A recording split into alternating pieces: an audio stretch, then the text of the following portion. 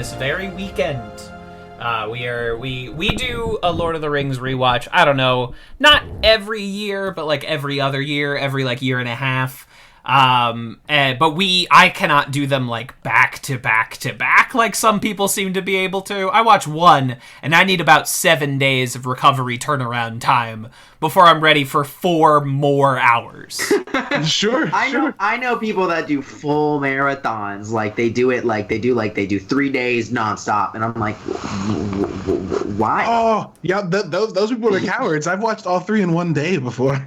Non-stop. The extended edition? Director's cuts, though? Yes, full extended edition. You wake up at the crack of dawn, 13 you hours pour yourself a pot of joe, I love that you settle in for a real long day.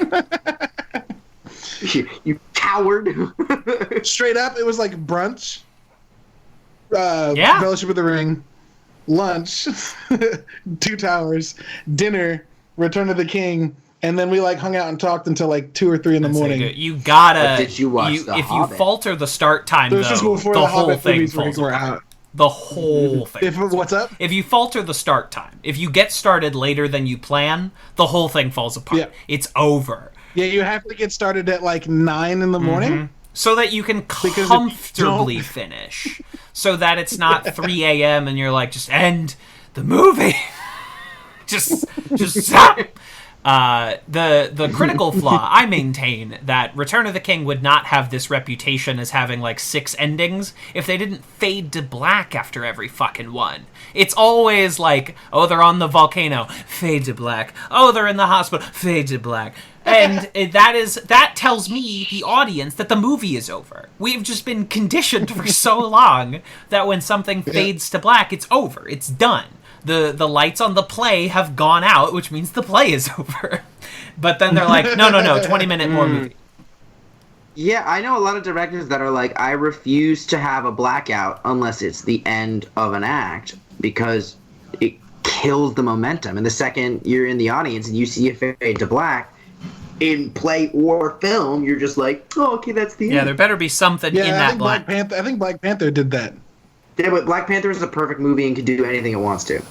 I would argue, okay. It mostly is. The last fight scene's garbage. You can that third act is kind of stinks. But there's so much. The fight scene above ground, perfect. The fight scene once they fall into the vibranium mine, when it becomes it's all CG. A PS1 cutscene. Yeah, no, you're right. When it's just the two of them.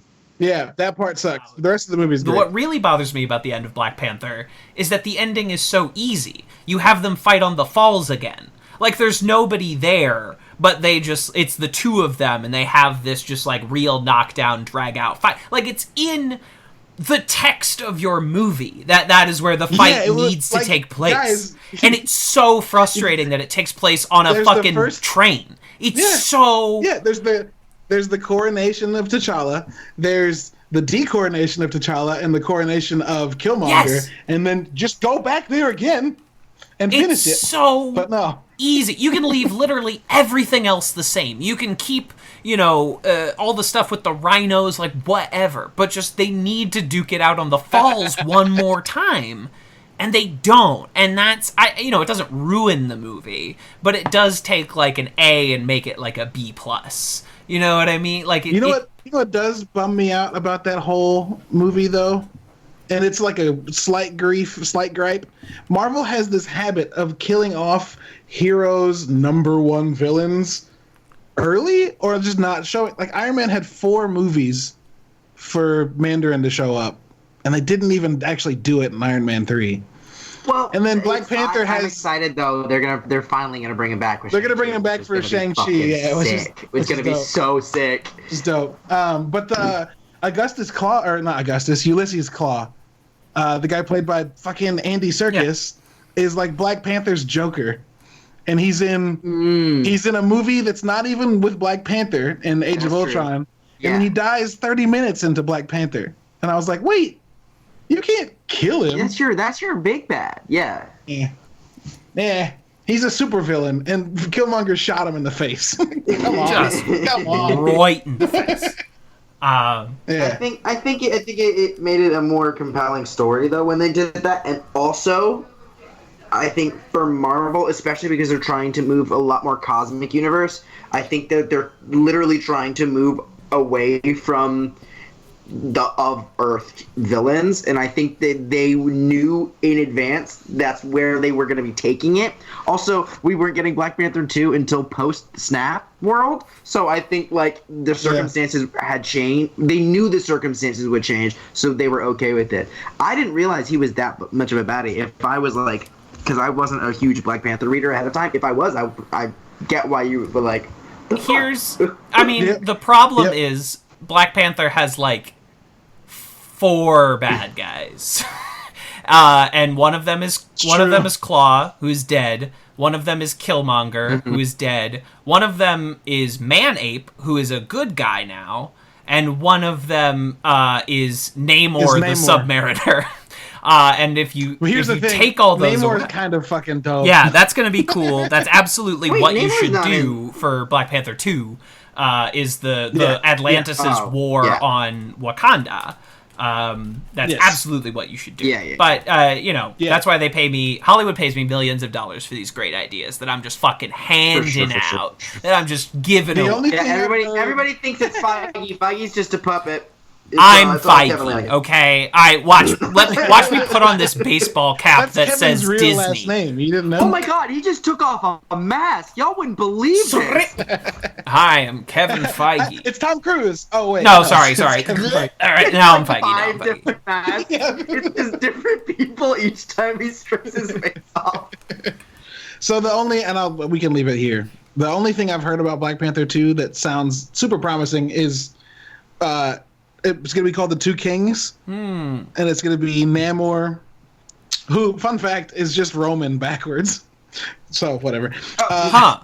Is yeah. I've read a lot of comics featuring Namor, and I have never taken his name Alucard style and flipped it backwards. He's the first. He's like the first actual Marvel character. I think. Yeah, he's like basically the first Marvel superhero. Is Namor the Submariner? Yeah, and he's like an anti-hero. He's like Deadpool, but less funny. But it's called The Two Kings, and it's Namor and T'Challa fighting because Atlantis has a long-standing feud with Wakanda. They're gonna introduce Storm. That's what I've been hearing that for a long time. I think they're gonna save that for a little bit later. And there's rumors. I think that one might be true also, though. Yeah, and then there's rumors that they're gonna take Kraven the Hunter and have him show up in there too. Because we've never done it. Yeah, honestly, the thing is, like, we can guess all we want. Because if there's one thing like Marvel, like even if leaks get out, they always catch us off guard, and it's kind of. And the Russo brothers, again, 6 degrees of separation from fucking Community. The Russo brothers recorded trailers for Infinity War and Endgame of footage that was made specifically for trailers and was never a part of the movies. They made shit deliberately to mislead us, and I love them for always. it. Oh, yeah, it's like, oh my gosh, help me out here. Alex Hirsch from Gravity Falls. Did any of y'all watch that show? Or any of y'all like big cartoon geeks in that kind of world? I am, but I've never watched that show, and I hate myself. No, watch it. It's worth it. It takes a minute for it to pop off, but do it. There's this whole thing. There's like these books, with all this like lore in them. And one of the big questions is who wrote the books? And he made he made a frame that wasn't in any episode to make it look like one of the characters wrote the book that was not the character that wrote the book, and then pretended that it got leaked, and then made a fake account, leaked it himself, deleted it, and then made an angry tweet like, whoever leaked that picture, you're so dead to me. And then like everybody bought it. And then when nothing even remotely close to what happened, he then like took a picture of him with the fake screenshot being like, haha, got you. And it's just like one of those amazing internal like any of my gadgets. fellow lost heads out there in the audience will remember the season 4 finale has a big reveal of like who's in the coffin, and they filmed 3 different characters in the coffin, not because they didn't know, but because like, oh, heaven forbid if this leaks out, like we want to sow some seeds of discord, some doubt. So they just filmed it 3 times with 3 different characters. Clever girl. Now, was that for the actors to be confused, or was that like a shared thing? Was that like a let's give Tom Holland 5 scripts because we know he's gonna fuck up, or was that like hey, let's do this in case it gets leaked so we have alternate footage and we can just change the plot? It was option B, although I would believe that they gave Tom Holland 5 scripts for Spider-Man Far From Home, because that movie feels like 5 different scripts hastily duct taped together and sort of shipped out. So I would indeed believe they gave him 5 scripts for was it Infinity War? What's the first one where Spidey goes to space? Infinity War. Right?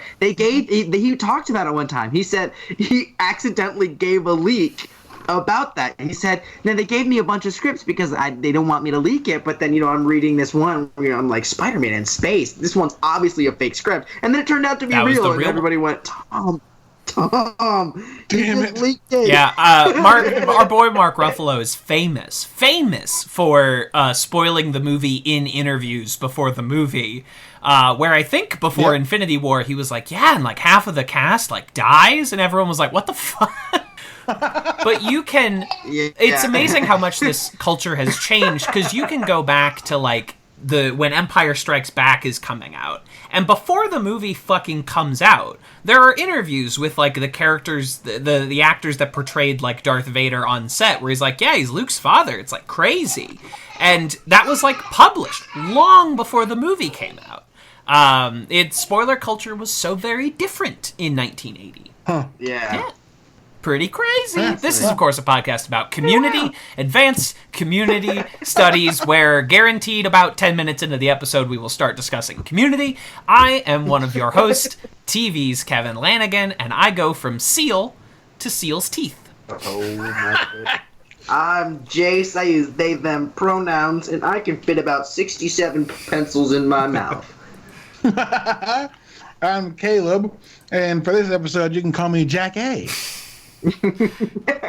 Oh, exceptional. Yeah, Senior Chang being the most offensive man on the planet in that little rundown. Just really. This was, of course, you can carbon date the first episode we're discussing, Advanced Criminal Law, by the fact that people keep referring to Abed as Slumdog, which is... Like, it is exactly so this bad. time where that reference would be something you've ever heard. It's so bad, dude. I've still never seen that movie. Oh, it's good. Not bad. No, it's good. I've heard it's good. You don't like, it's not 100 movies to see before you die, but like, yeah, it's a pretty solid flick. You know? All right, I'll do it. They do some fun stuff in there. So the Foist episode we are discussing, Season 1, Episode 5, Advanced Criminal Law, directed by Joe Russo, written by Andrew Guest. This is the Jeff and Britta episode, wherein Britta is busted for cheating, and yes, that is where that gif of Ken Jeong looking at the tiny piece of paper comes from. Mystery fucking solved, where that one... I remember showing my girlfriend the Remedial Chaos Theory, the like multiple timelines episode, and when Troy comes in with the pizzas and there's like fire everywhere, she was like, oh, that's where the gif comes from, which is now how we look at culture, is finding gif origins and tracing them. Where does this come from? Just a quick, slight detour. I am a little bit surprised. I don't think I've ever heard you say GIF before, and I'm a little surprised you say GIF. I say GIF like the peanut butter. Yeah, why? It sounds That's nicer. I don't like G.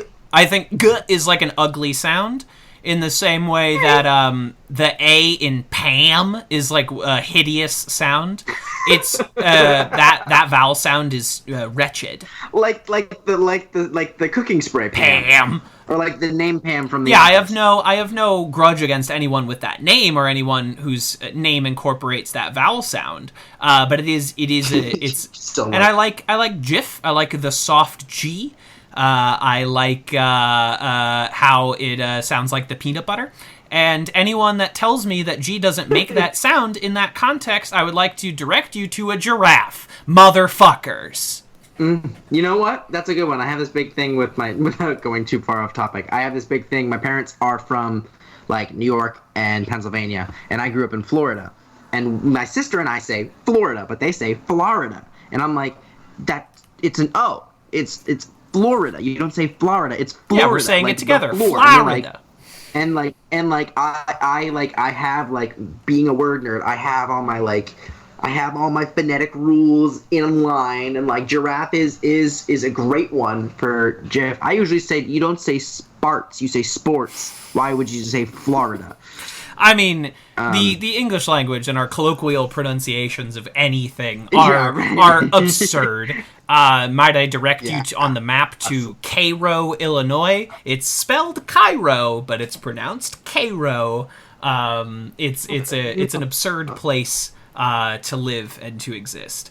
But Britta cheats. Britta cheats. Britta cheats in Spanish. In a very old-fashioned way. Cheats by making a little crib sheet. On a tiny piece of paper. It's a tiny piece of paper. And this is where... It is exciting to see Jeff Winger kind of jump into the lawyer format that we haven't seen, like, in full swing yet. We've seen him do his monologuing, which is close. It's adjacent, if you will. But this is the first time where we see him defend it. And, of course, naturally, they do the callback to making the case about 9/11, as he did for... Professor Ian Duncan. Professor John Oliver. Ian Duncan. I almost said that, not even joking. I'm so bad at names in real life and in TV, so pardon me. No, you're alright. But yeah, no, like they mention it early on where he's like, how you managed to make my case about 9/11, you know, and then let alone why that helped. Yeah, and he's sitting there and they're in a pool house. They have an Olympic-sized swimming pool.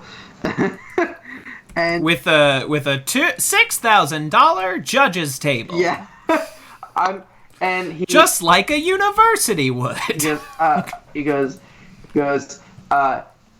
Not what was it? America wasn't the only thing that changed on 9/11, and they were like, no, absolutely not. They boo. Boo. And he goes, I'd like to take a brief recess, and then they're like, no, we're not doing that. Absolutely not. We're not stopping the ceremony. Then someone, of course, jumps into this pool and splashes the electric table, and they're like, whoa, we need to stop. Cut to commercial. It's great, but the other really exciting thing about this episode is we finally get more close one-on-one with Dean, and we get it's like our introduction to the Dean where we start to really get by the way, Britta, are these the boots in question that he just mentioned? Yes, they are. Are they comfortable? Yes, good. Just wanted to know. They look cute.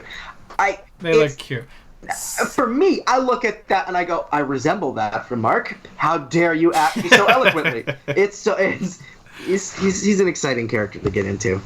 So. He's an exciting character. I love the Dean. One of the major forces. This is the first big Greendale episode where you start to get the idea of Greendale outside of just being a community college and being an exceptionally strange community college with all these rules, and that really sparks off in the next episode.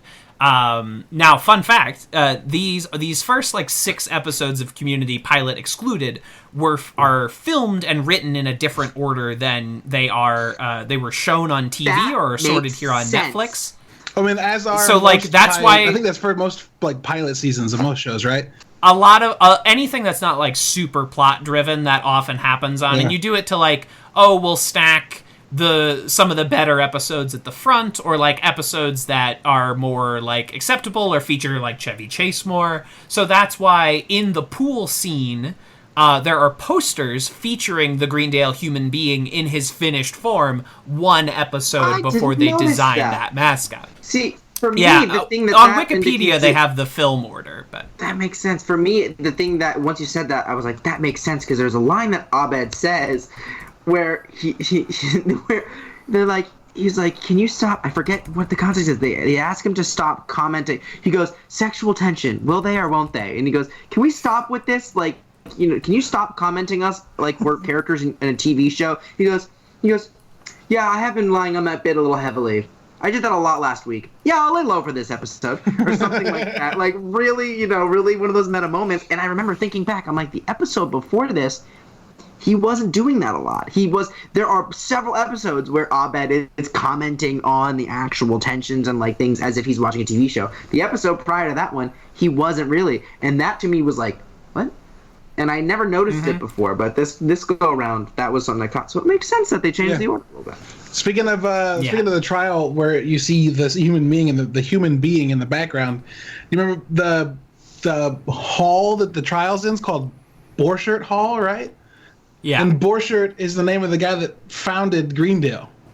Russell Borchert's the guy in season 5 that you meet later. So that's a deep. I guess it's a deep callback, probably. Yeah, it's a deep callback when it happens in season 5. It's not a plant here, but Community is so weird and obsessive about that kind of shit that you can see that seeded throughout. So eagle-eyed listeners, please take note. Yeah. Also, Pierce's songs talks about learning air conditioner repair, and I caught that. That doesn't get brought up that doesn't happen until season 3. Oh. That's such a fun plot, too. I cannot wait to get into it. Crazy. I'm kind of going through something, if you don't mind looking the other way while I leave. For some reason, I didn't realize it was a reference. I was like, what's happening right now? I'm going through. I'm just going to say it here on the air where it is specifically being recorded and Kevin will not edit it out. Let me just get my deepest, darkest things on the microphone. Exactly. Because if you're doing something like this, you're kind of broken anyway, so you're more likely to confess your soul on the air than you are to, like, the people that mean the most to you. In all honesty, I feel like if I don't confess my soul while talking about Community, I'm failing to, like, play along with the bit. I'm failing to live up to how this show has affected me. So it would be dishonest to not talk about my own building blocks. 100%. I think building blocks. Yeah, I'm gonna try real hard on this segue real quick. Building blocks equals structure parallel from Britta sabotaging herself to Troy sabotaging himself when it comes to football. Okay. Let's talk about it. Oh, okay. So we are already away from advanced criminal law. We are already away from it. I would like just one last thing before we say goodbye to advanced criminal law. I do love the funniest moment of the episode is Senor Cheng when Britta's like, you can't get people to turn, and he's like, turn on her, and everyone's just whipping shit at her. Classic, beautiful, very broad sense of comedy. Anyway, segueing over to football, feminism, and you, for which Donald Glover deserves a primetime Emmy. Yes. Mm-hmm. I mean, I would give it to him for just about every episode, but this one especially. You could pick any number of episodes, but boy howdy, does he carry this one on his back and do 8 of the funniest things I've ever seen in my entire life. His delivery of those politically conservative fight raps. His delivery of the fight raps, his exchanges with Jeff. Here's my favorite one is Jeff says, a lot of your favorite football players started at community college. And he's like, name one. He's like, who's your favorite? He's like, me. Whoa.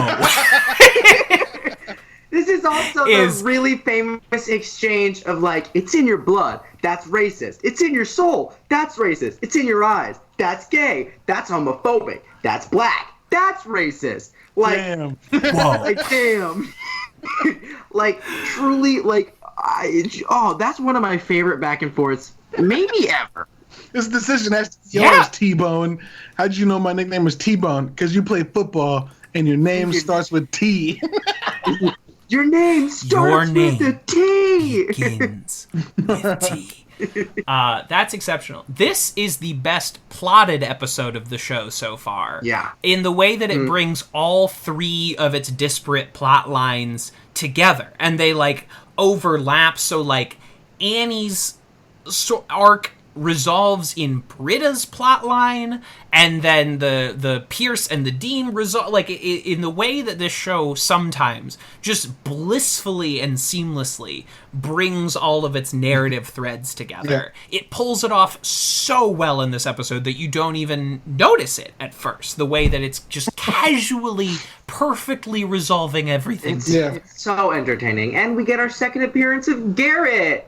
And one of my favorite bits from the show, just the Abed learning what messing with someone is, and just that's from the previous episode. I lied. I'm a liar. I'm bad at this. I said earlier I'm so good at this. I retract that statement. I'm really bad at this. Football episode does feature the premiere of one of my stealth favorite Community characters, red-haired student, who is only in a few episodes, but he's the guy who's like, dude, we have feelings. Is this your first pep rally or something? And he's only in like a few episodes, but every time he fills that role and slays, destroys every single time. I love him. Yeah, it's all very exciting stuff. Maybe you and I the creation of the Greendale human being. Mm-hmm. Oh. Maybe you and I should check out the Greendale Thunderdome. Dome to come later. The dome arrives later. It comes with thunder. It's so dumb. I love that this show posits that there will be press at a pep rally for a community college football team. I know that Greendale, Colorado is not a large place, but that it would have press at the pep rally is hysterical. Oh, yeah. Yeah, I love that we get to see the Dean start to, bribe Jeff. And we get the foundation of the Dean's strange obsession with Jeff is really starting to show its ugly head.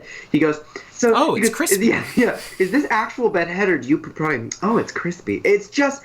It's crispy. I there's no doubt in my mind that that the Dean was a small character that they just had him with, and then they started playing with him and they fell in love with him, and they just let him kind of run wild and turned him into easily one of my favorite characters in the whole show.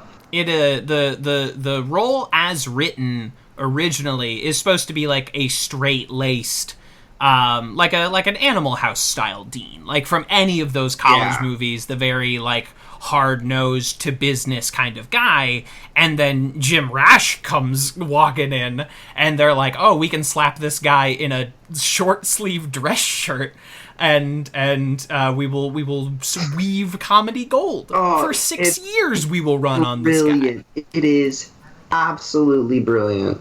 A masterclass in line delivery of some lines that you're like, oh, that's kind of funny as written, but Jim Rash takes it and fucking dunks it every single time. Also, this show is so fucking full of references that get called back to later that I'm realizing it as I'm reading back through the script.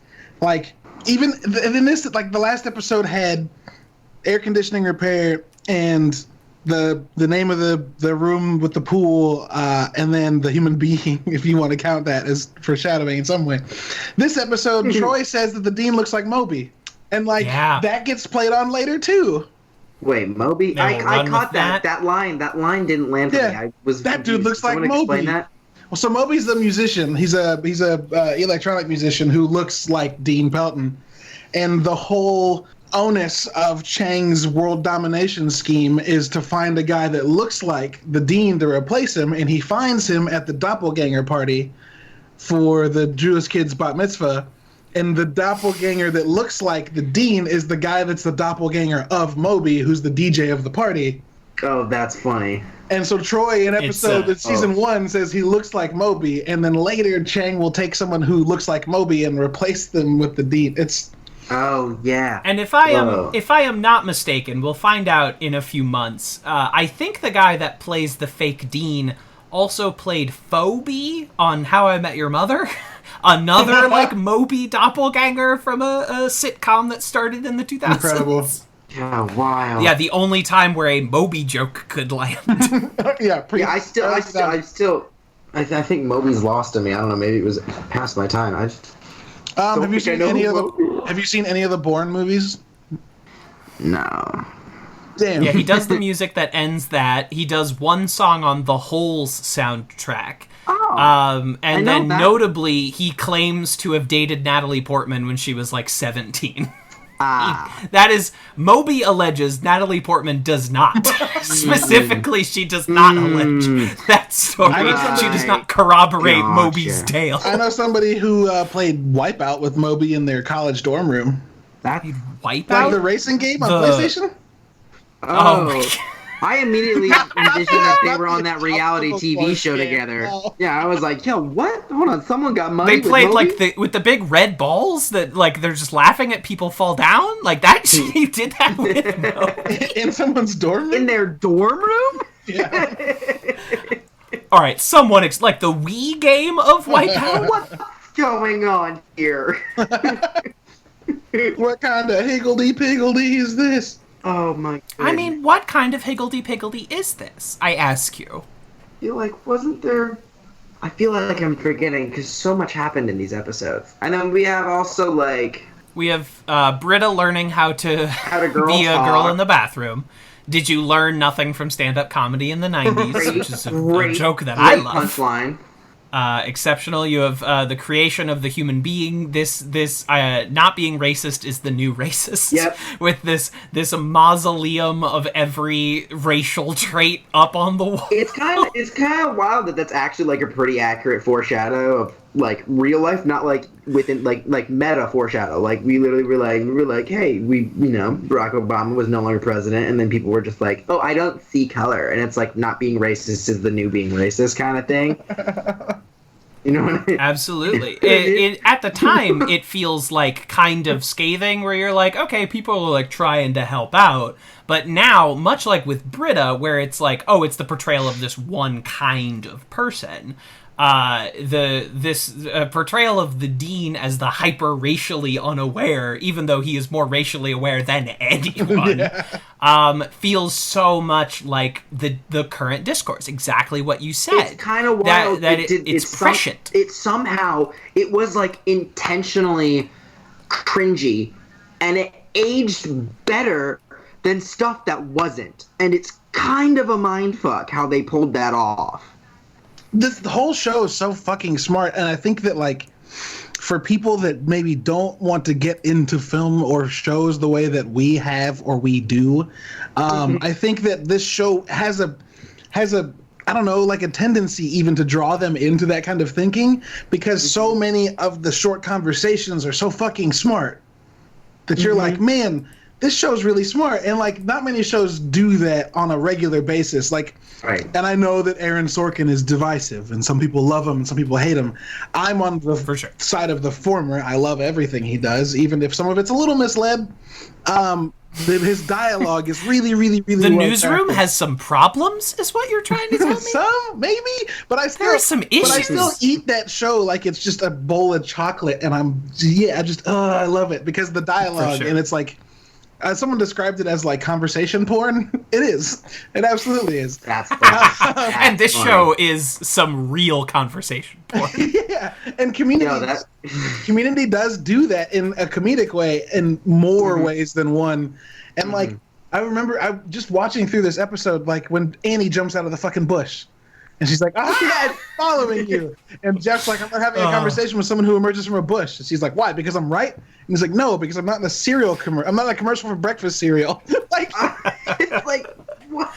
It's so smart. It's so smart. It's so smart and simultaneously so stupid. That's a falcon with a gun. Pierce turns it and he goes, no, it's a falcon with an erection. Well, even is it the beginning of this episode? No, it's the beginning of the previous episode. I didn't bring it up, but like the very, very beginning, before even the opening stinger, is that conversation where John Oliver's character, Professor Duncan, Professor Duncan's trying to find out if Britta's available. And Jeff ends the conversation. The pouty, strident Kate Blanchett sexuality and the ridiculous name. He goes, Britta. He goes, could you imagine? Honestly, living with that. Are the two of you an item? And if so, would that item be impervious to sabotage? But even the end of that conversation where Jeff's just saying bye and says cheers. And then Abed walking by says mash. And then Professor Duncan goes, Faulty Towers, booyah, I win, and walks away. It's just the end of a sentence, and it's an exchange. Strange joke. It's such a strange joke. It's fantastic. And also, I think the other thing that's great about that is that's the beginning of the episode.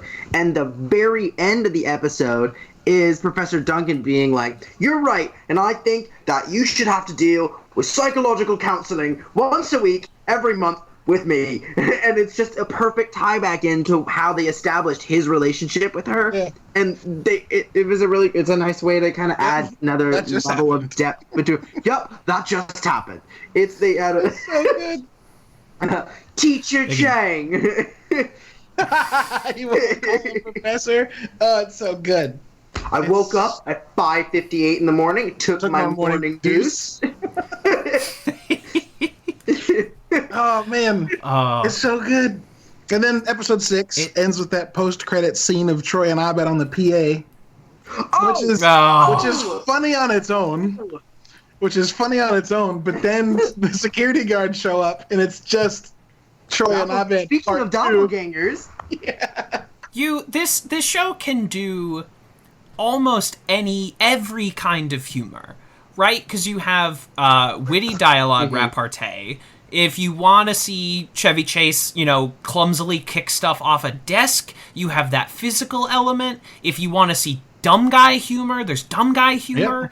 Yep. There's fucking callbacks. There's weird side characters. There's absurdism, like when the doppelganger cops come in. Like you get almost and of course later you get all parody. Would you call them doppelgangers? Oh, I would. It's every kind of comedy. Mm-hmm. You never see it blend like this. No, you really don't. I think it's also really exciting that with the doppelgangers, we start to see. Yep. Yeah, of course. There's this. So with the post, we start to get a little bit of a development in the post-credit scenes. So all of the post-credit scenes up until now have been Troy and Abed, which I believe they continue to be. Maybe with like Jeff Winger coming in, and all of them take place on that couch, or there's the one where they're crumping in the study hall room. This one, we then start to see it's no longer during school hours; it's after school hours. So we now have established a time period that's not been shown even within an episode that these two are hanging out outside of class now. And they're exploring the school, and it's a really subtle way of saying like, "Hey, these two are gonna get up to some shit," and I love it. I love it. Is this the?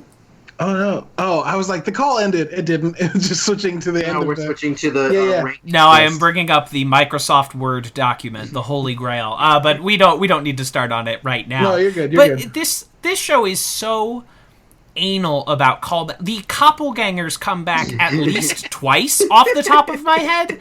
Like, at least twice? Which is... they tase Jeff and Chang, for sure. Yeah, they later this season, they bring out the tasers, and they're in the Claymation Christmas episode. It's unbelievable. They are characters that end an end tag, but the show will not let go of anything. It will hold on to every callback for as long as it possibly can. Oh, honestly, sometimes too long. But and honestly, if I could give anybody who watches this show any advice, it's never write off the background as not having anything important. Oh my god. There's so many times this show will use the background to like foreshadow or further develop what's going on.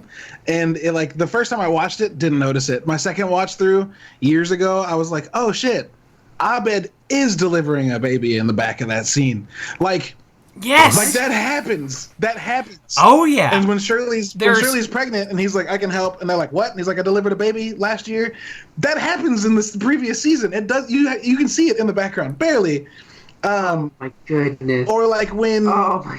It happens. It's ridiculous when. Oh, someone's gonna have to point it out when that happens because for one. Oh, we will. We will. That. And there's like a 3-season long joke that is punctuated by a background walkthrough. Like, it's it's unreal. The Beetlejuice joke. Yeah, exactly. Yep. We will cross the bridge when we come to it. But yeah, there's no throwaways here. No. Well, there are a couple throwaways. We will find them, and you'll be like, huh, maybe they thought Catherine McPhee would be a bigger character on this show. Oh yeah, every time she pops up, I'm like, it's weird to me that I watched her on American Idol first, and now she's making out with Jeff Winger. Yeah, my God, that's right. The one time I can think of that it's like a topical guest star, that it's like, oh, this is someone who is like, we are cross-promoting another show, in the same way that every year around the Grammys, the CSI shows have like Nelly Furtado as the killer one week, or something like that. Every single. This might be a question this might be for the totally wrong audience, but was this going on? Are any of you familiar with the show Smash? Yes, this is long before Smash. It was. That's Season what I 1 thought. of Community I is thought it was before several Smash. years pre-Smash. So maybe Smash comes out while I'm in college. Right. Maybe she was like, I want to do a TV show. I need to build my reel. What can I do? How do I get in here? Maybe she knew someone. She's seeding Smash 3 or 4 years ahead of time. Yeah, she's if anything, if we learned anything about Community, the people who are making Community sure do know how to plant seeds. And I think... And they know how to get work. They know how to work. They work. They know how These to are be consistently employed. working actors. It is kind of insane that this is, not necessarily the start for a lot of them, but early career for a lot of them. And it's so cool that they're like mega stars now.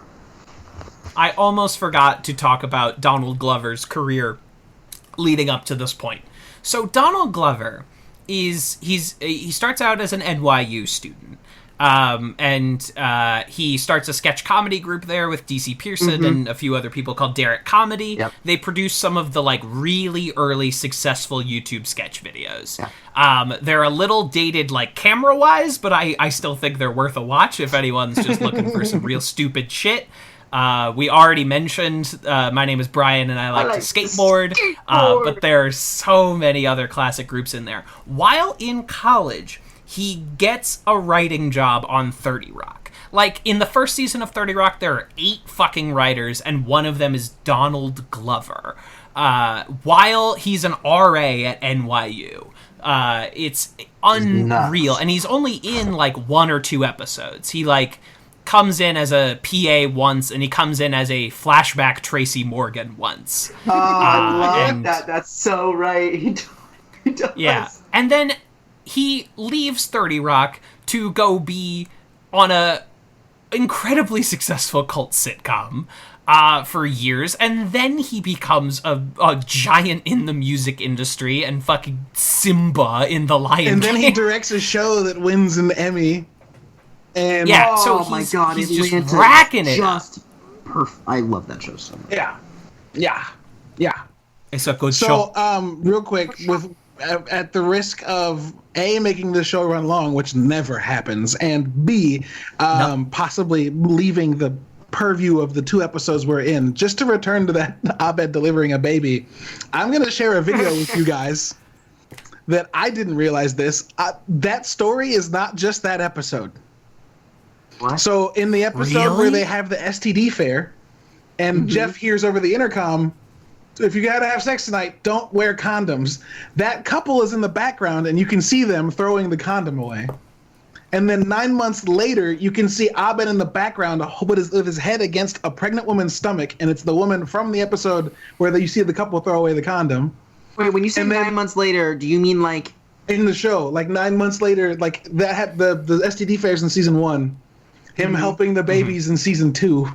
A full 9 months after, he puts his ear up to a pregnant woman outside the study room, and then later, when Annie and Britta are arguing over the oil pit that they make, you can see Abed getting like in a fight and then running away from the boyfriend of the woman who's pregnant, and then in another episode, you can see him helping her sit down at lunch in the cafeteria while Jeff is talking to Duncan, and then later in that episode you can see her delivering the baby, and then in the next episode Shirley's talking to Abed and he's distracted looking over her shoulder, and when it shows Shirley it's the couple with their baby.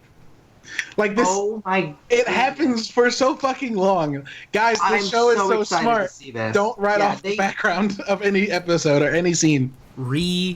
Fucking and they let us know to do that too. Like even a few episodes back where we've got, I can't remember his name, the professor sees the day, Whitman, where he just starts climbing the tree. Like there's stuff like they let us know. That might be their first reference. Like, hey, notice this guy doing dumb shit.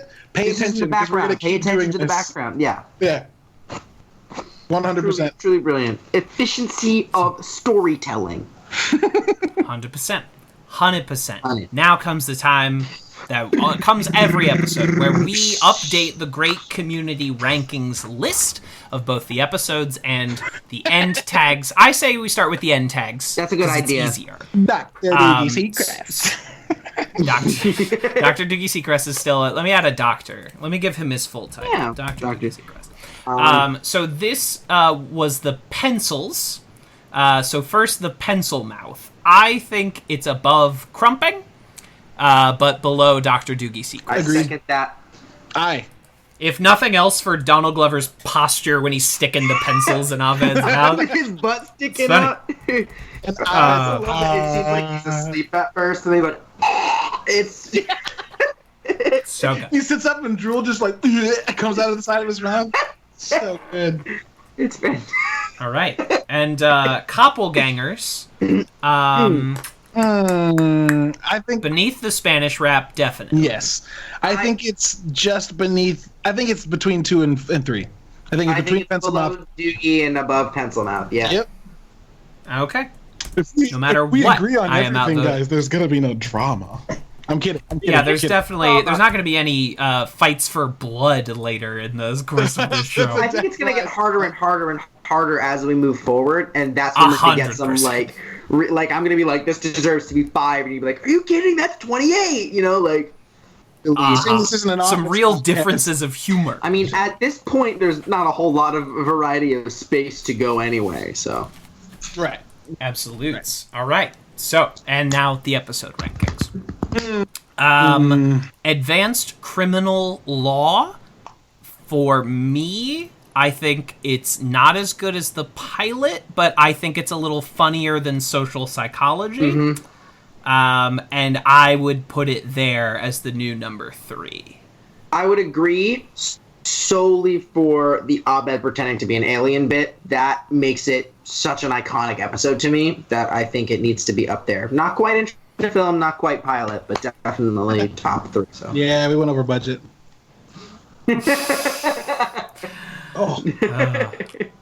So Caleb, what say you? Do you agree? I agree. Yeah, for sure. Okay, that's what and we got one more. Advanced Criminal Law, which of course brings us to Football, Feminism, and You, which I will nominate for the new number 1 slot. Okay, I was gonna. Damn it! I thought I was gonna have a hot take. Nope. Okay, no, I take back what I said. You can have a hot take. No, it's not a hot take because we're gonna agree on it. I think it should be number 1. If nothing, the stalwart performance of Donald Glover in this episode elevates it above everything we've seen so far. It's what. I mean, I would put it. I mean, I would put it toe to toe with Introduction to Film. I think Introduction to Film sets up the season a little bit better than this one. But I mean, I'm outvoted, and 2, and 2, I think like it as far as like a standalone episode, shit bangs. Like it's a bomb episode. So yeah.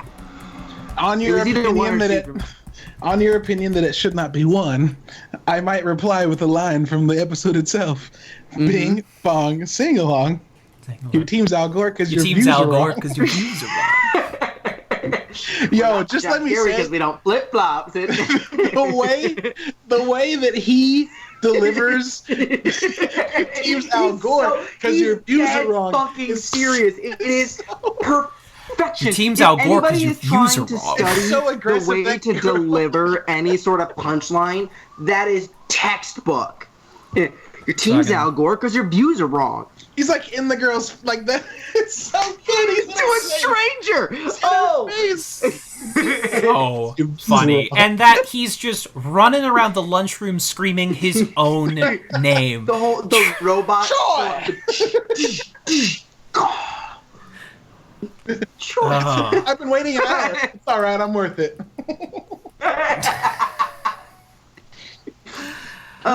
I mean, I will forever say Troy and Abed are the best part of this show as far as the consistency in characters. They're always funny. They're always funny.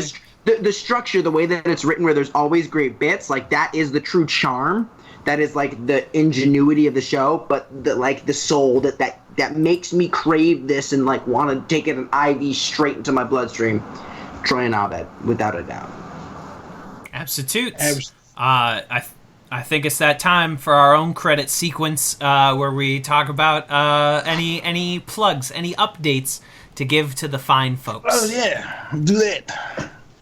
Yes. What? I'll go first. I didn't go last time. I'll go first. Do it. If you want to... I know times is hard right now, and I feel a little guilty putting this out there, but if you like the show, you want to support it, patreon.com/tvskevin. If this show starts making some money, so will my co-hosts. So, it's not just for old Kev. Let's see. I do it for the love of the game anyway. Oh, yeah, we gotta, you put a little skin in the game. You never know. The community fans are crazy folk. They are. So maybe you never know. Let's see. Puffin Publishing Podcast is my improv comedy show. Jive Action Nerds is my tabletop RPG show.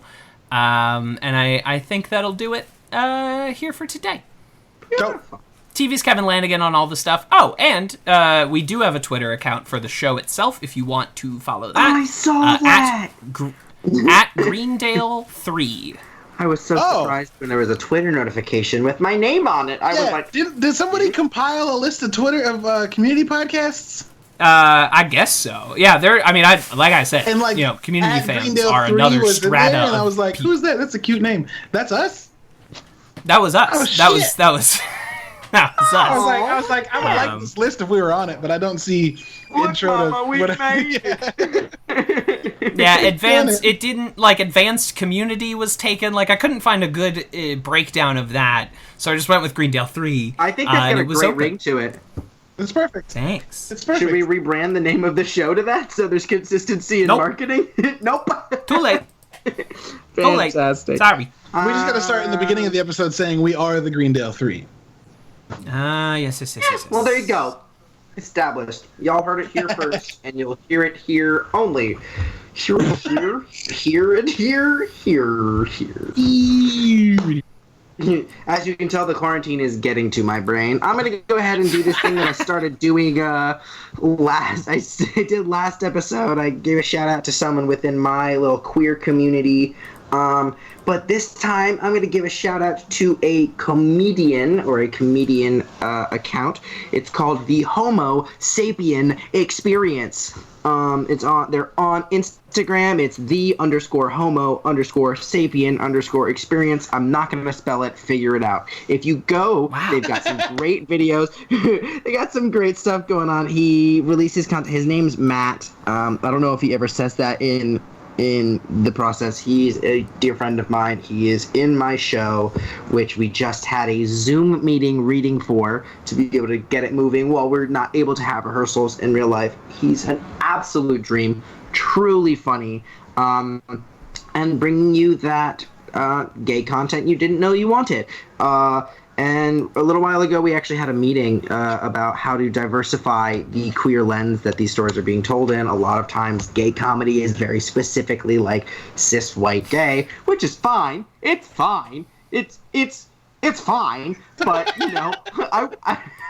I want other it's stuff. Not, and it's not a bummer. It's fine. That was yes.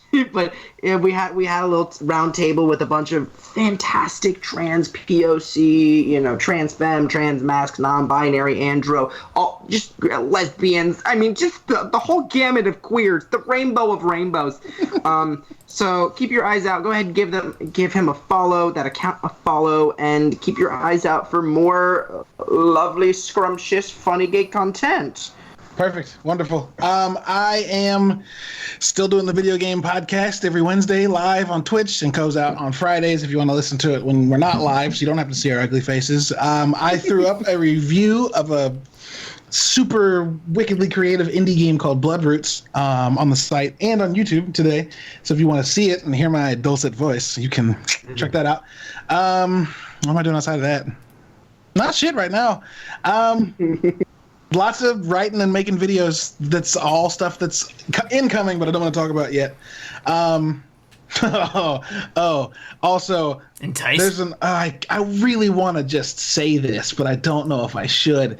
There's a really good article. Well, now you gotta. Yeah, right. There's a really good article on Vice about somebody quitting GameStop because they got fucked over by him too much that you should read. Read before you pre-order. Yeah, and it's written by someone named C.T. Collins, and I don't know who that is. Who could that be? Who is that masked man who saved us? Is this the Phantom of the Opera? But you can find me anywhere at Lubwub, Lubwub, everywhere. At Facebook, not Facebook, I lied. Twitter, Instagram, Xbox, PlayStation, all the important shit. Bingo. Pew, pew, pew, pew, pew. Pop, pop. Standing in the bookstore line, waiting for the bell to chime, so you can go to class. Dancing in your underwear, taking air conditioner repair. Is this Bruce Hornsby's? Yep. Does he know he stole it? I don't think so, let him enjoy it. Can we get sued? Not sure. Greendale's the way it goes. Yeah, they got us. Some things are still the same. Slop pails and pantyhose. Oh, and he believes in me.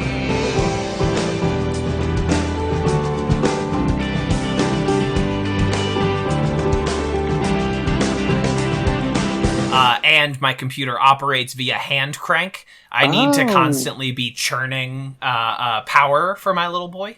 Have you thought about upgrading to a mouse on a little wheel, powering that whole thing? No, I did. I do. On its way to me now, on the U.S. via U.S. Postal Service, which will soon close.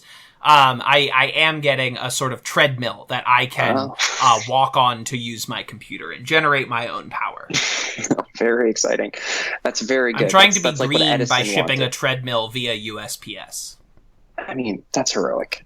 But Quibi. Yeah, I'm really the hero here. But yes, for anyone who might, for the one or two people listening who might not be intimately versed with all of the streaming products on Quibi, I would like to hear about a few of the shows available.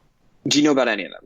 I know that one of them has the second Hemsworth and Christoph Waltz. I have no idea what it's about. I know one of them has Will Forte and Caitlin Olsen. Again, none of these ads have given me an idea of what their shows are about. They just wanted to show me Bill Murray's face and say, Bill Murray is here. That's what they wanted me. That's all they wanted me to see. Because we, at Quibi, we wanted to monetize YouTube, a feat that even YouTube itself could not pull off. And we thought we had the good ideas over at Quibi, an app I developed. Well, on your app, I'm on it, and I didn't even know Bill Murray was on a show. So you are currently on Quibi. I'm currently on Quibi. Okay. Did all of my good programming come through? Are you eating up data even though you're on Wi-Fi? Are you getting roaming charges as if you are in international waters on Quibi? Because that is what I intended. It is showing that I'm traveling through uncharted places, and I'm also getting a little nom nom nom of my data being eaten up by the Quibi queue. Yes, I want every time we eat a gigabyte of your data plan, I want. Are you hearing the cartoonish sound effect of it being eaten? Yes, and it's opening up kind of like a Pac-Man, but the cue is the mouth, like a Pac-Man would when he eats little power pellets. And it's just, you're watching, there's a train, there should be, if Quibi is working optimally, at the bottom of the screen there should be a bar representing your entire data plan as the little munchkin works its way slowly down your data plan. Yeah, it's snaking along. It should be eating it literally. Yes, it is. But sometimes it does put a little bit of mustard on it, a little Grey Poupon, just to make it a little bit more delectable, which the bottle does say it's worth about 70 megabytes. Sure. So, yeah, I mean, you don't want to eat ungarnished, unseasoned data. Mm-hmm. I want the mascot who we call Quibi. We the Quibi bee. We want him to be able to eat to his heart's content. Of course. Now, let me tell you, these are all real shows, which I'm sure you know because you designed the app. But there's a version of Punk'd with Chance the Rapper, and he pranks people by telling them very insane things. There's an episode. I've watched 2 episodes so far. We didn't want the classic elements of Punk'd that involved elaborate scenarios. We didn't want celebrity cameos. We didn't want, Wilmer Valderrama in a fake casino or whatever. That's not what we wanted. We wanted to cut the production value straight out, and we wanted it to be a show of Chance the Rapper in a blank white room telling you lies and see if you believe Chance the Rapper. Well, Chance the Rapper has an episode where he goes to see Lil Nas X of Old Town Road fame, and he tells Lil Nas X, who's diligently rehearsing for his Grammys performance, which then upcoming. He tells Lil Nas X, or he has a proxy tell Lil Nas X, like, "Hey, we're from the FBI. You're being arrested for tax evasion," and that's it. That's the whole. Oh, classic! A classic got him. Oh, it's a classic gambit, a classic bit. Did you see that we at Quibi are doing a reboot of the Jamie Kennedy experiment, Jamie Kennedy's prank show? No, I did not. That's a great. I'm very proud of the reboot of the Jamie Kennedy experiment that we're currently working on. You've been X'd was, of course, the famous catchphrase from the Jamie Kennedy experiment that, of course, we are actively rebooting. We're very proud of that one here at Quibi. I do remember, now that I'm thinking about it, and you, I'm sure, already know about this, Judge Chrissy Teigen, where famed person who is funny not just on Twitter, Chrissy Teigen, she's a judge. I do. Some sort of a Judge John Hodgman type figure, where she is going to tell it like it is, a straight-talking, no-nonsense judge, Chrissy Teigen, co-starring Chrissy Teigen's mom. Oh my god. Which is a great premise. I haven't gotten around to watching that one yet, but I have watched Thanks a Million, which the premise of the show is that one celebrity goes, and so far they have examples like Tracy Morgan, Kristen Bell, Nick Jonas. This celebrity goes up to a random person that's impacted their life and gives them $50,000 in cold, hard cash. But then the caveat is that this person who just got $50,000 in cold, hard cash has to then go to some other random person and give away half their money. What? Oh, classic. I mean, like, that's even Chance the Rapper couldn't think of that. Even he's not such a notorious prank master to think of something like that. It's a cuckoo bananas show. It's absolutely it's scintillating. I was about to say television, but we're not TV. We're Quibi. You guys consider yourself above TV? We're so far beyond television. Over here at Quibi, the app I developed. And of course we have various shows starring, again, the second Hemsworth Christoph Waltz, Will Forte, Caitlin Olsen, And we're not going to tell you what they are. We're going to make you find them. And none of the images on my app Quibi will show you which one is which, because I really want you to like find the content.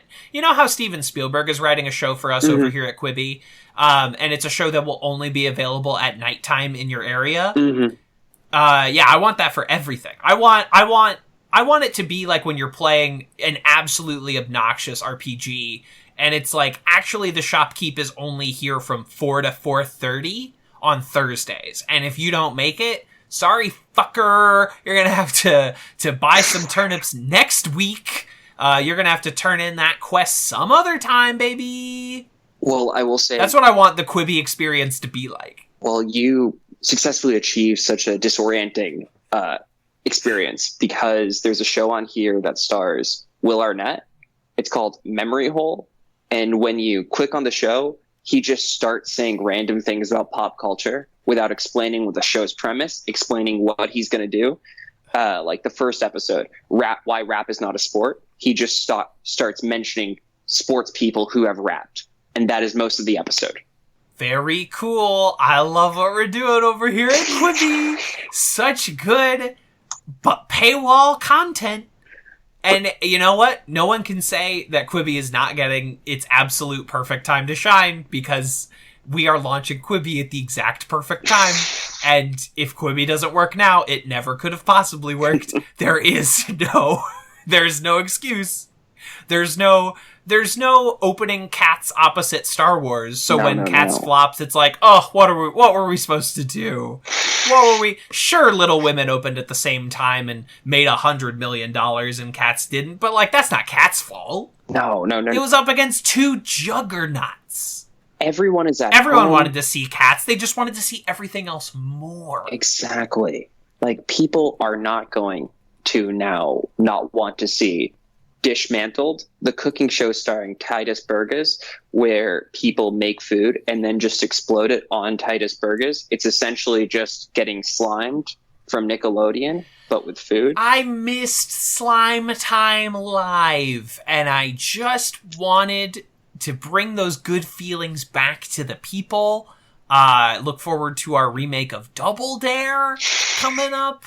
Look forward to... We're bringing back any Nicktoons we could get the rights to. So, As Told by Ginger, we're bringing back only the Jimmy Neutron original TV movies. Those are the only ones we got. We got the rights to Timmy Turner when he showed up on Jimmy Neutron only. So we got the rights to the 3D model of Timmy Turner, so I'm excited to put that in. He'll be the bailiff on Judge Chrissy Teigen a few times. I'm looking forward to it. Do you think you could bring back Planet Sheen, which had a very short run, unfortunately? Yeah, I think we can get... We cannot get Jimmy Neutron proper. Right. We can get Planet Sheen. We can get... Cat Dog, but only the cat half. Yeah. We only have rights to Cat. Of course, just the cat. The dog has become too expensive, and he works with Spielberg now. Dog asks for too much. Cat Dog is a classic Keenan and Kel situation. Yeah. Where one of them went off to superstardom, and one of them he could never really resonate on his own, and that was Cat Half. Dog Half did fine. Dog Half, he's asking, honestly, a little bit much for the pedigree that he would bring. But Dog Half has also been on Mad TV for 35 straight years. So, he's earned his pedigree. Dog Half came up with both Key and Peele. And he's a close personal friend with both of them. And he was in Get Out. Little known fact. Yeah. Yeah, Dog Half is in Get Out. If you look in the background of the party scene where they bring back Lakeith Stanfield from the beginning of the movie... there is half a dog suffering in the background, limping slowly across the party scene. But he's having fun because he has a little red Solo cup in one of his paws. Yeah, and that's how you know he's a party dog. We are auditioning Dog Half of Cat Dog to be the new Spuds MacKenzie. And we think there's a big potential in bringing back that beer dog mascot. Good. The beer dog mascot that loved the ladies from the 90s, when such a thing was appropriate and not against the laws of God. God had not written that particular decree at that time. But God's decrees don't apply to dogs. God's decrees do not apply to dogs. This is, of course, Advanced Community Studies, a podcast about community. I am TV's Kevin Lanigan, and with me, unintroduced, is a very special guest, is my buddy, stalwart of the New York comedy scene. You would know them from their improv team on the DL. Is it, of course, just Lunning? Hello. Hello and welcome. Thank you for being the first person to request to be on this show. I'm just a big fan of You Community. did it. You beat the Rat Pack. And now, once you started it, the floodgates are open. I'm going to be beating people back with an oar, but you are the first. Welcome to the show. So I want to ask you, at, of course, the very beginning of this interview and not 14 minutes into it, what is your journey with the TV show Community? Tell me a little bit about how you started and where it has taken you. So I started by actually watching The Soup. I was a really big fan of The Soup with Joel McHale. You were a soup guy. I watched that with my dad like every single week when I was in middle school. He just loved The Soup. So Joel McHale on The Soup one week was like, "Hey guys, I've got a new show called Community coming to NBC." So my dad and I tuned in when the premiere aired. And ever since then, I watched Community week after week. I was in like 8th grade when the show started, I think. About to be a freshman. And I tried to bring up with like my middle school pals, and everyone was like, "I've never heard of Community," but I kept watching. And the show, I eventually stopped watching The Soup, but I kept watching Community. And the show kind of brought me into the whole Dan Harmon verse of content and put me down the rabbit hole of knowing like Channel 101, Rob Schraub, stuff. Heat Vision and Jack. Exactly. Later, of course, Rick and Morty, which has sort of eclipsed Community in its own set of ways. Which is fine. It's fine. But, you know, I get it. I understand. But yeah, Heat Vision Jack, his, Awesomeness TV, which was on like MTV for like 20 seconds. But the Sarah Silverman program. Right. Exactly. But just a bunch of Dan Harmon fair stuff. And yeah, Community became a huge basis for my sensibilities, like right up there with 30 Rock in shows that I watch a lot and think about all the time when I'm writing. Yeah, that's kind of where it's taken. And I just rewatch the show whenever it hits a new platform or whenever the urge strikes, which is pretty constant for me. I have to imagine it's similar for you. Yeah. Where you're like, damn, you know, I'm in a bad mood and I want to watch Community. I'm in a good mood, so I kind of want to watch Community. I'm kind of feeling sick or I'm feeling very healthy. I just want to watch Community. Yeah, because it's such a smart show. There's always new stuff to get on every rewatch because it's very joke packed. It's very information packed. Like, I don't think I even noticed that one episode where Abed's like helping the pregnant woman until my second run through. Right, and you can completely miss it. Or I remember watching that episode for the first time. That's an episode we actually talk about at length in the first half of this episode that we're recording right now. Oh, I remember I only caught bits and pieces of that background action because I'm usually just so distracted by the foreground action. I want to pay attention to the characters and the dialogue and the story as it's supposedly being told. And so I remember I only caught the bit where he's actively delivering the baby, and I was like, "What the fuck is going? Wait! What's going on back there?" And so that is the crazy kind of show that this is. There's famously, the Beetlejuice joke. There are all of these background gags and callbacks, and that is just the layers upon layers that this show is stacked on, which is pretty similar to 30 Rock. Which is, again, joke. and Community, maybe even, I don't know if we could get out a stopwatch and time jokes per minute, but Community might even outpace 30 Rock in that regard. It's constant. I don't know if Community outpaces it just because I know 30 Rock got like an award from the WGA for it, but I might be wrong. Most jokes. Like, maybe that feels like kind of a silly superlative, like, most likely to make popcorn. But Community, I just think it has so many layers, has so much setup, especially when it knows where it's going. I'm rewatching it right now since it hit Netflix, and actually intensely rewatching it, sitting down and paying attention to the screen rather than just having it on the background as I'm just doing anything else, which is often what happens. And I think on this for sure. On this rewatch, I just noticed in episode 5, which I think we might talk about today. In episode 5, they have that whole psychology experiment with Professor Duncan, right? And that's 4. That's 4. The episode preceding it. But go ahead. You're right. That is 4. What a fool I am. But in episode 4... Oh, you imbecile. You call yourself a fan.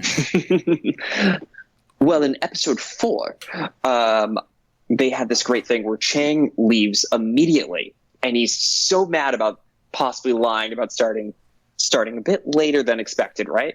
And I didn't realize until this rewatch that that's setting up him reeling from his divorce in like episode 9 or 10 about just not trusting everyone and slowly getting meaner because of the fallout at home. Oh, wow. Yeah, and he, because the first time we hear the mention of Signora Chang is in the Halloween episode. Yes. Where he talks about Professor Slater not being interested in married Asians that ride mopeds. And I'm never sure, and one can never be sure, and I have this debate a lot with my second favorite TV show, Lost, where it's like, okay, how much of this is setup, or how much of this is, oh, we kind of dropped this kernel here just like in the spur of the moment, or it seemed like an interesting thing to do.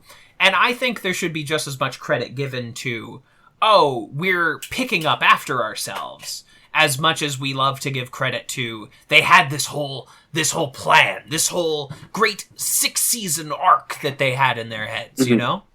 Well, yeah, because picking up after yourself requires just as much attention and detail as to what you're going to build on and how you're going to make something very coherent, which Dan Harmon is excellent at, by the way. And it's just, without, someone had to go back and read the other scripts and then make a choice. If it is picking up after himself, make a choice in a later episode and say, hey, Chang was very untrustworthy. That could have easily been a throwaway joke. And that could have easily been, that's funny. He's mad. I'd be mad. That's relatable. Haha. But they made it into a plot line, which is why it's freaking fantastic, you know? Or it gives it meaning later on. Yeah, I think we put too much emphasis on, they're following this grand plan, and they knew how the show was going to end before they even started filming the pilot. Right. Whereas, like, most of the shows that people love did not have such plans in place. They maybe had, like, an idea of, like, okay, you know, this is kind of where we're spiraling towards generally, but, Breaking Bad famously had none of that. They were making it up as they went along. And they maybe knew, like, okay, probably Walter has to die at the end. Spoilers, I guess, for Breaking Bad. It's been out for a long time. Maybe there are all of these kind of vague ideas of what needs to happen. Like, okay, he will tear his family apart trying to, quote unquote, keep it together.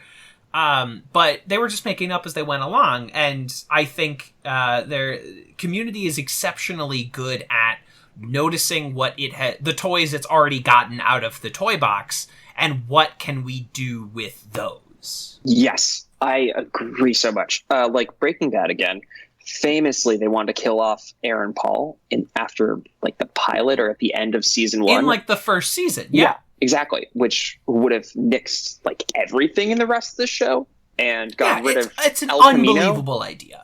That's so crazy. Yes, but it's like, oh, they changed it. Now they seem really smart because now they have this whole thing with Jane, and now they have this whole thing. He's a drug addict. Oh my god, ooh la la. And Community does very much the same thing. Like they expand on little nuggets and make them feel fresh every time. Like something else I've noted in this run is how adept at giving like a schoolyard antagonist to Jeff the show is, like a very singular one for them to overcome. And maybe this is a byproduct of Dan Harmon's famous story circle where it's like, oh, give the character what they want, take it away, whatever. But it's done so well that despite the high school kids that come in for an extra credit and the foosball people that come in later, they still feel like different antagonists, even though they're just the same antagonists, or they're similar enough antagonists to the pool person, the billiards professor.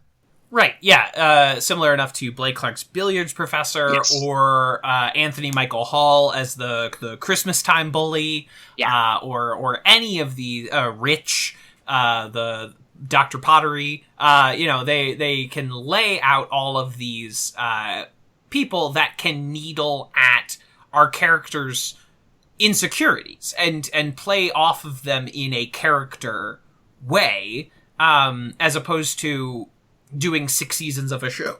Oh, I apologize. Are you doing okay there? 6 seasons of a show? Yeah, I just burped real good. As opposed to doing 6 seasons of a show where it's like, oh, they take a different wacky class every week. It's like, oh, okay, no, we need to challenge these characters on a character level. Yeah. And they're also really good at reacting to the actors. Like Pierce and Troy were famously supposed to be a duo before production started. And then Abed and Troy arose through just doing the after credit stingers, you know? Right. That relationship arises out of like, oh, I don't know, we have these two guys, they seem to get along, yeah. And they can both kind of like beatbox, so let's just write a quick fucking Spanish rap. And then that is the first thing from the show that completely takes off. And they realize that, and so Troy and Abed become the central relationship of the show. Yeah, and like you can even see in the first few episodes of them, they keep trying to push Pierce and Troy, and then it slowly peters off. Like every little nugget, like Pierce becoming the villain of the group, everyone just like fitting their roles, they're all built upon in this fantastic way that feels super organic. Absolutely. It's amazing going back and watching the first season, like sitting down and actually actively watching it in order for the first time in a long time, how quickly all of this sinks into place. How quickly they start to feel at home in their like exact seating positions at the study room table. Yeah. How quickly the dynamics and the in-jokes and these plans and setups and punchlines, the characters sink into their roles so quickly, and the actors sink into their roles so easily. And it's smooth as butter early on. I mean, it really finds its footing, I think, around the chicken nugget episode. That's probably true. Yeah, chicken fingers, or maybe pool, but that's where it really like takes off for you. I think the chicken nugget chicken finger episode for me, just because that's where the whole ensemble's involved. Pool has the classic like weirdness, and it's obviously a sports film, but it really comes into its own for chicken fingers for me. Yeah, chicken fingers is, and maybe I will find a counterpoint to this, but it's first like we're doing a whole episode that is this one pop cultural idea. Yeah. And that is a template that the show will follow.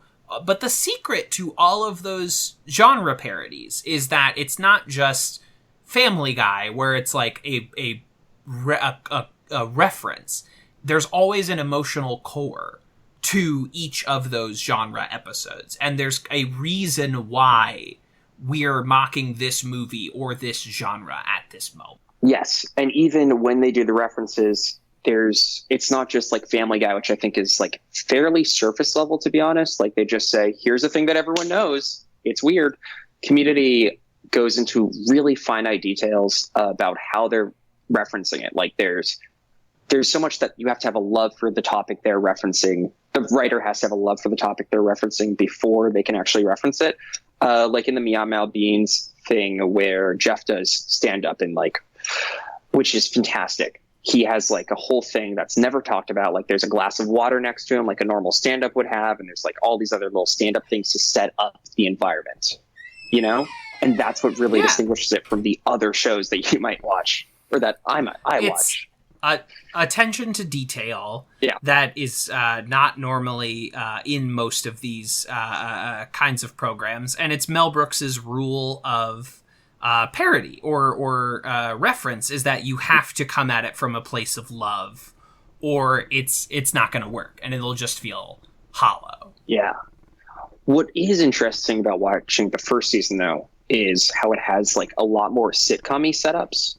Like Slater and Vaughn are both characters that feel like vestiges of a sitcom where they were just trying to set up a classic sitcom, you know? Yeah, when they were trying to be a regular show that regular people would watch. Yeah.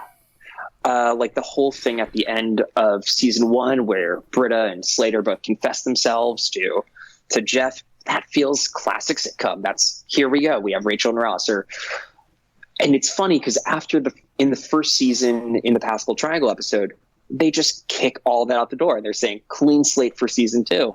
Like that's Vaughn's last episode. That's Slater's last episode. And that's a whole slew of vibes that are different. Like the Dean feels different in his first appearance than every other appearance. Right. And talk about them knowing what they have and having this guy who's in one scene of the pilot, realizing you kind of have this comedic weapon on your bench and pulling him up by the end of the show to one of the regular every episode cast members. Yeah. I mean, Jim Rash is incredible. He can write so well. He had that season 4 episode and God, he had The Descendants as well.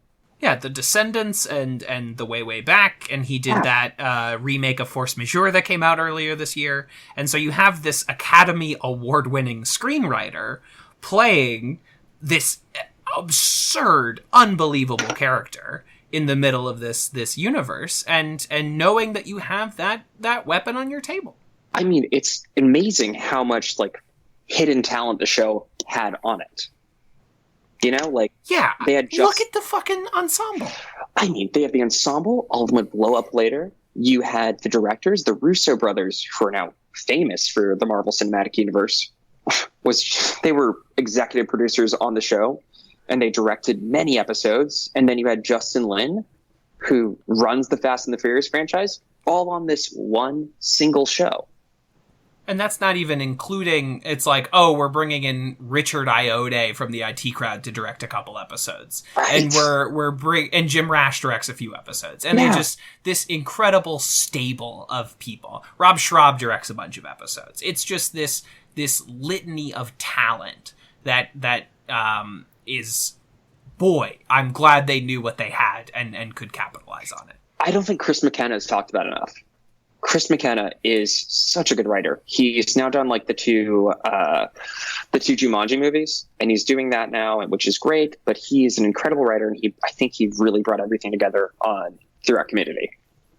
Yeah, and the Marvel Cinematic Universe poaches Community members in front of and behind the camera like crazy, because he writes the Ant-Man movies now. Chris McKenna does. Yeah. Dan Harmon did Punch Up on fucking Doctor Strange. Tons of the actors have translated over, obviously the Russo brothers, and it was sort of this fountain of talent, not even including talent that was already out there like Ken Jeong, and bringing them into the mainstream fold. I mean, now everyone else like brings each other into projects. Like Ken Jeong, host of Masked Singer now, just brings Community people on there every freaking week for no reason.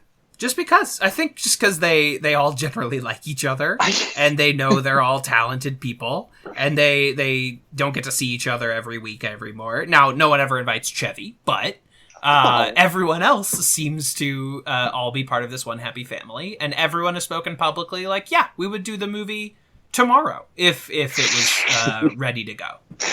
Which is great. That is not something you see in most franchises. Like, maybe Arrested Development has that a little bit, especially with like Will Arnett and Jason Bateman, but it's so charming to watch because Community is such a sweet show at the end of the day. Yes, there's that, besides it being fucking hilarious, besides it nailing all these genres and having all these crazy concept episodes, it's a fucking good emotional show at the core of all of it, you know?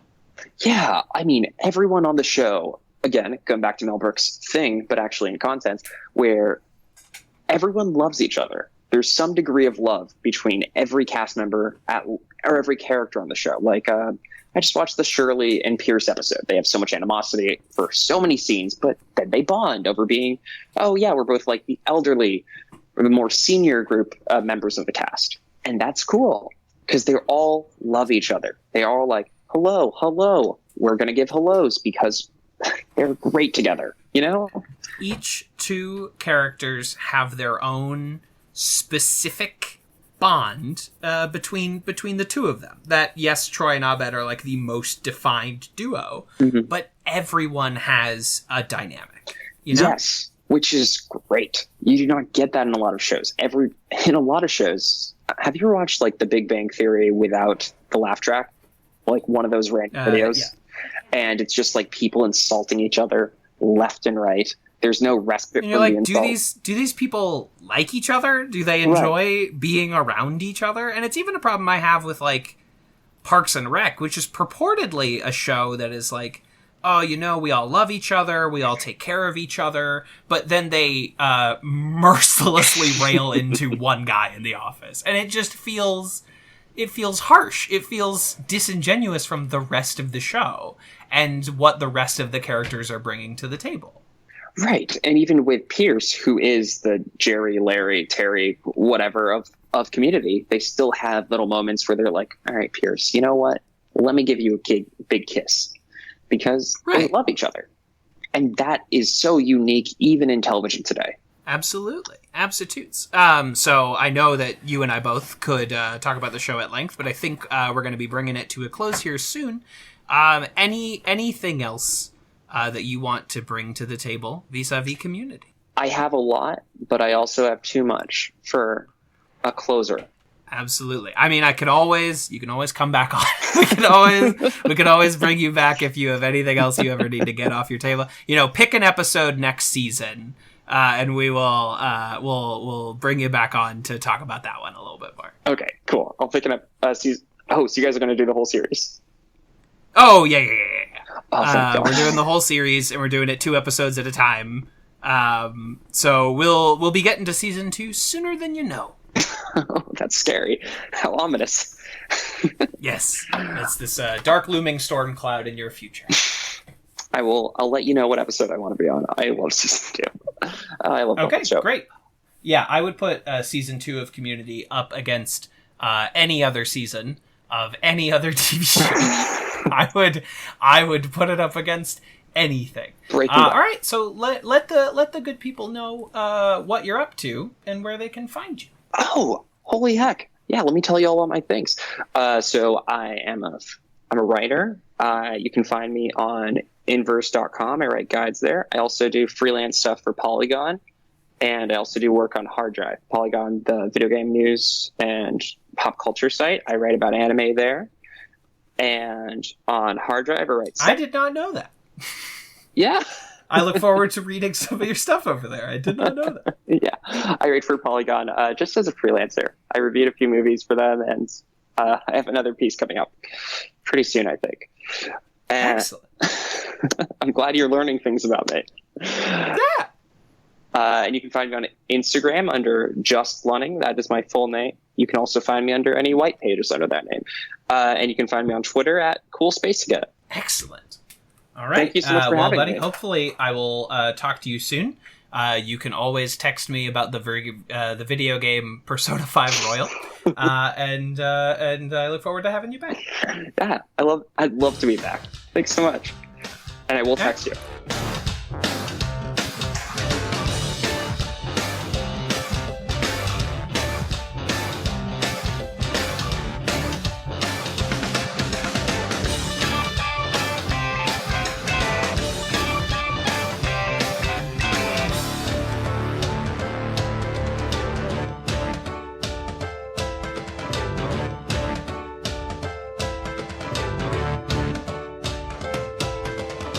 This has been a Talkback Podcast.